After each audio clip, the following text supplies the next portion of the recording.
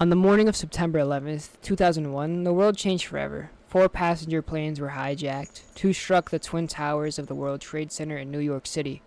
Another crashed into the Pentagon. And the last, United Airlines Flight 93, went down in a field in Pennsylvania after passengers fought back. Nearly 3,000 people died, and countless more were injured or traumatized. The official story came together within hours. The attacks were planned by Al-Qaeda, led by Osama bin Laden. The United States government declared a war on terror. Troops were sent to Afghanistan within weeks, and later to Iraq. But almost as soon as the dust settled in Manhattan, questions started to emerge. People wondered how 4 planes could have slipped past the world's most advanced defense system. Others looked at the way towers collapsed and saw something they described as too perfect. Over the next few years, these doubts snowballed into one of the most persistent conspiracy theories of the modern era, that 9/11 was not just a terrorist attack, but actually an inside job. Today, we're going to be breaking down that theory, where it came from, what its believers claim, and the evidence shows why and why not it was an inside job. More than 2 decades later, so many people still question the official version of the events. So before we dig into the conspiracies, it's important to understand the official narrative. According to the 9/11 Commission and the National Institute of Standards and Technology, 19 men, all affiliated with Al-Qaeda, hijacked 4 commercial flights. 2 men flown in from Twin Towers, bringing both skyscrapers down within hours. A third was flown into the Pentagon, and a fourth crashed into Pennsylvania after passengers stormed the cockpit. The attacks were a result of years of planning by Al-Qaeda, and U.S. intelligence agencies failed to connect the dots at the time. The motive, according to bin Laden, was retaliation for American involvement in the Middle East and desire to inspire global jihad. That is the accepted history, but for millions of people, it doesn't really add up. The earliest seeds of doubt were planted almost immediately. In the days after 9/11, websites and forums buzzed with speculation. How could the U.S. military fail to defend its own airspace? Why didn't towers fall so quickly? In 2004, filmmaker Michael Moore's Fahrenheit 9/11 stroked suspicion, though it never outright claimed that attacks were an inside job. 2 years later, the documentary Loose Change exploded across the internet. Uploaded in pieces to early video platforms, it reached millions. It was the first viral conspiracy film, and it helped build what became known as the 9/11 Truth Movement. This movement insisted that the official story was neither incomplete or a cover-up, and that powerful forces within the U.S. government or allied corporations had orchestrated or at least allowed the attacks to happen for political and financial gain. So the inside job theory is really a collection of smaller claims. Let's walk through the biggest ones. Perhaps the most famous claim is that the Twin Towers and later World Trade Center Building 7 were not brought down by the planes and fires alone, but by controlled demolition. Supporters point out how quickly and symmetrically the buildings fell, describing as resembling a planned implosion. They cite eyewitnesses' report of secondary explosions in the towers, strange debris patterns, and reports of molten metal found in the rubble. Building 7 is central to this argument. This 47-story skyscraper wasn't hit by a plane, yet it collapsed completely at 5:20 p.m. on September 11th. For many conspiracy theorists, this is the smoking gun. It's a little dark in here. I'm going to turn the light on. The Pentagon attack. Another major claim centers on the Pentagon. Photos of the crash site show a relatively small hole in the facade, leading some to argue it couldn't have been hit by a Boeing 757. They point to the limited debris visible in early images and the fact that security camera footage released years later showing only a blur. Some argue it wasn't a plane at all, but a missile or a drone. Air defense failure. Skeptics also ask how the U.S. military, NORAD specifically, failed to intercept the 4 hijacked planes. The U.S. conducts routine drills for hijackings. How could the most powerful air force in the whole entire world fail so completely unless it was deliberate? This feeds into the idea of a stand-down order. Suspicious financial activity. In the days before 9/11, there were unusual stock market trades, massive put options against airline companies, essentially betting that their stock would crash. To some suggest foreknowledge, other claim allege that certain groups or individuals were warned not to go to work in the World Trade Center that day. Political motives. Theorists point to how much the U.S. government gained after 9/11. The Patriot Act expanded surveillance powers. Defense contractors in the military-industrial complex profited massively from the wars in Afghanistan and Iraq.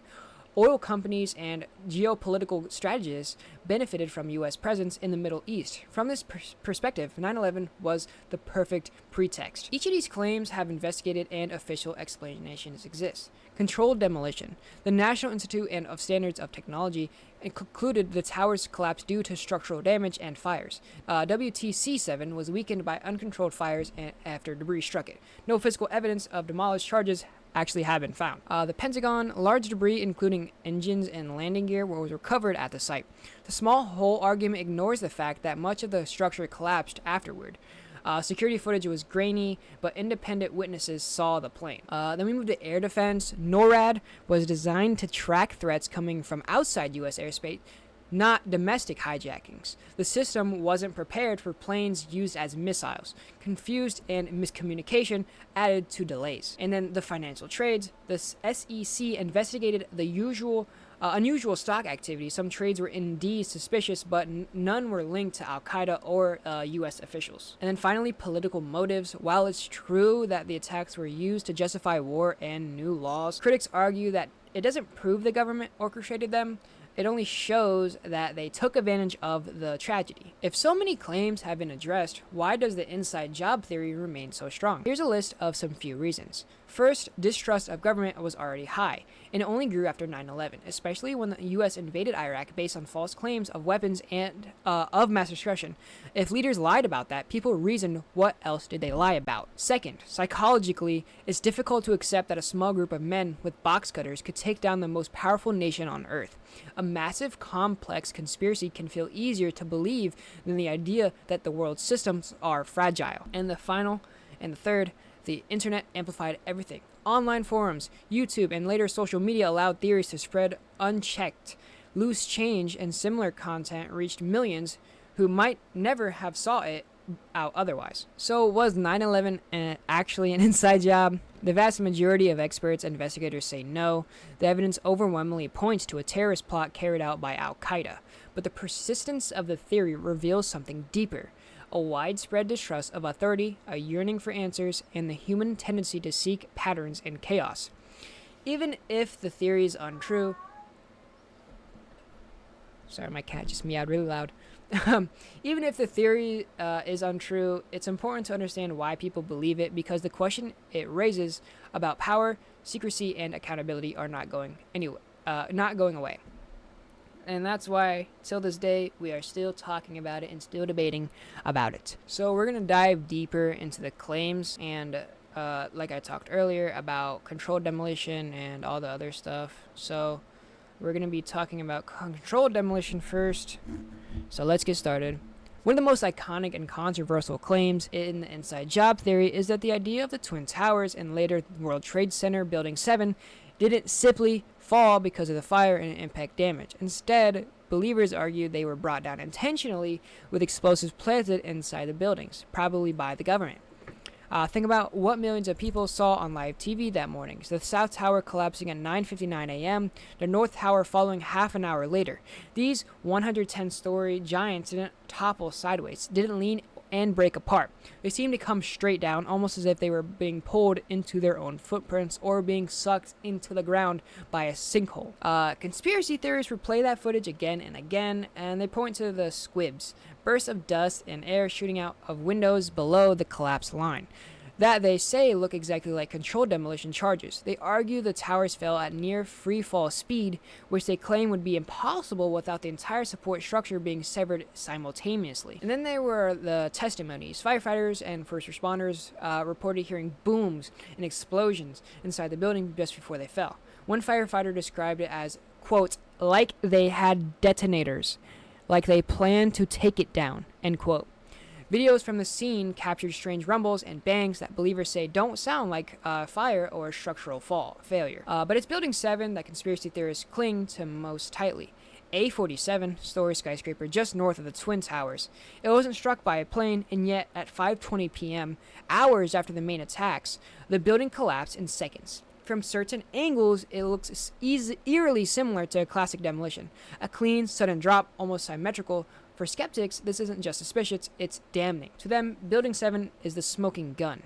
If a building that wasn't hit by a plane still fell in perfect demolition style, they argue, how can we believe Twin Towers were also brought down deliberately? Then we move on to the Pentagon attack, more expanded. At 9:37 a.m., American Airlines Flight 77 struck the Pentagon, or at least that's what official story. But conspiracy theorists, the Pentagon attack is one of the most strangest and most controversial pieces of the puzzle. Look at the earliest photos. A gaping hole in the outer wall of the Pentagon, but not kind of destruction you'd expect from a Boeing 757 traveling at hundreds miles per hour. The impact zone before the walls collapsed. Look only about 20 feet across. Where, they asked, were the wings, the tail, the engine, where the massive debris field we saw in New York? Eyewitnesses described seeing a jet, but others claimed it looked more like a missile or a much smaller plane. Adding to the suspicion, security cameras around the Pentagon, the most secure building in the whole world, should have captured crystal clear footage of the strike. Yet when footage was finally released years later, it consisted of just a few frames, grainy and inconclusive, a blur, an explosion, and nothing more. So for believers, this was no accident. To them, the lack of clear footage wasn't a matter of bad cameras, it was deliberate suppression. If the world really saw what hit the Pentagon, they argue the official story would collapse along with the building. Then we move on to air defense failure expanded. Perhaps one of the most chilling claims that the U.S. military simply allowed the attacks to happen or even ordered a stand down. NORAD, the North American Aerospace Defense Command, exists precisely to prevent such disasters. Whenever a plane goes off course, loses communication, or poses a potential threat, fighter jets are supposed to be scrambled. It's routine. In fact, the year before 9/11, NORAD launched intercepts dozens of times for far less serious issues. And yet, the morning of 9/11, 4 planes were hijacked, one after another, flying off course over an hour, and not a single jet successfully intercepted them. The first plane hit the North Tower at 8:46. The last plane, Flight 93, didn't crash until 10:03. That's 77 minutes of chaos and no protection from the most powerful military in the whole world. For conspiracy theorists, this is not incompetence, it's design. They argue that the U.S. government deliberately ordered NORAD to stand down, creating a window of opportunity for the attacks to succeed. Some point that multiple military drills were happening in the same morning, drills that simulated hijacking planes, creating confusion that may have delayed real response. To believers, that's not coincidence, it's cover. And then we have the suspicious financial activity expanded. In the days before the attacks, Wall Street saw unusual trading patterns. Massive put options were placed against United Airlines and American Airlines, bets that the stock would plummet. After 9/11, those bets paid off enormously. Theories quickly spread. Did someone know the attacks were coming? Who stood to profit? Investigations revealed connections to major banks, including Deutsche Bank. To conspiracy theorists, this wasn't random trading. It was evidence that insiders had advanced knowledge. And then there were the rumors of warnings. One story claims that workers in the Israel company Odigo, which had an office near the World Trade Center, received texts alerting them, telling them to stay away. Another says government officials quietly canceled flights that morning. While none of these claims have ever been sustained, they persist in conspiracy circles as signs say that someone knew. And then finally, political motives expanded. The question of why. If 9/11 were an inside job, what would the motive be? Theorists point to the dramatic change that followed. The USA Patriot Act passed just weeks later, expanding surveillance powers and eroding civil liberties. The invasion of Afghanistan began in October, followed by Iraq in 2003. Defense spending skyrocketed, enriching contractors and fueling what President Eisenhower once called the military-industrial complex. Some theorists cite that the Project for the New American Century, a think tank of neoconservative leaders acting in the late 1990s. In one of their documents, they wrote that America's military goals would be difficult to achieve absent some catastrophic and catalyzing event, like a new Pearl Harbor. To believers, 9/11 became exactly that, the pretext for rehashing U.S. foreign policy, projecting military power abroad and tightening control at home. Alright, that's going to be the end of this video. Thank you guys for watching. Thank you guys for hanging out with me. Thank you guys for showing a lot of love and support. And that video was supposed to go up like yesterday, but thank you to my editing software. It was really slow and it got delayed till today, so I am very sorry about that. But hopefully this video is going to go up today because it is September 11th, 2025.